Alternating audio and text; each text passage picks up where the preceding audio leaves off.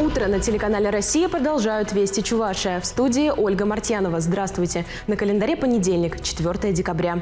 В ближайшие 3 года в Чувашии планируют капитально отремонтировать 49 школ. Об этом сообщил министр образования региона Дмитрий Захаров. Средства на ремонт направят из федерального бюджета. Это более 4,5 миллиардов рублей. Заявка региона прошла конкурсный отбор в Министерстве просвещения России. Уже в следующем году планируют отремонтировать и оснастить 6 учебных заведений. Это Алтышевская школа Алатырского округа, Новочебоксарский кадетский лицей, школа номер 13 Новочебоксарска, Батаревская школа номер 2, а также школа номер 1 и 3 города Канаша.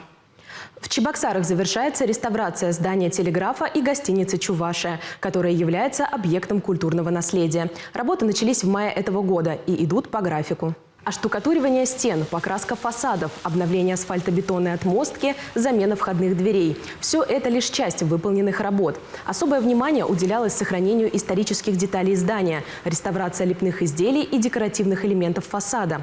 При обновлении цокольной части применяли плитку, аналогичную той, что использовалась в 60-х годах. Также не случайно был выбран бежевый цвет, поскольку стояла задача сохранить внешний облик здания, придав ему свежести. На данный момент ремонтные работы уже подходят к концу. Завершается обустройство входной группы. К другим темам. Завершилось голосование по выбору экологического символа столицы Чувашии на 2024 год. Им стал Лакреевский лес. Парк получит средства на благоустройство и экологическую реабилитацию. На портале «Открытый город» за Лакреевский лес проголосовали 416 человек. Это почти 40% от общего числа участников. Также на звание экологического символа будущего года претендовали Роща Гузовского, Ботанический сад, Мемориальный комплекс «Победа».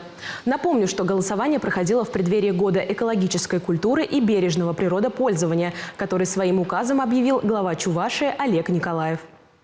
Фильм о великом чувашском просветителе Иване Яковлеве покажут на телеканале «Культура».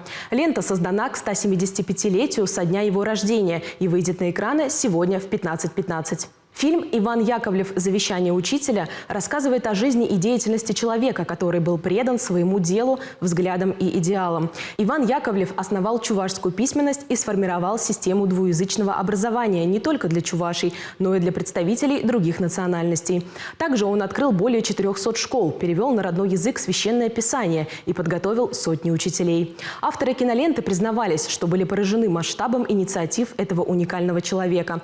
Итак, фильм о Иване Яковлеве смотрите сегодня на телеканале «Культура» в 15:15. Сегодня отмечается Международный день объятий. Это отличный повод, чтобы еще раз проявить любовь и заботу по отношению к своим близким. Желаю вам удачного начала недели. Таковы вести к этому часу. Оставайтесь на телеканале «Россия».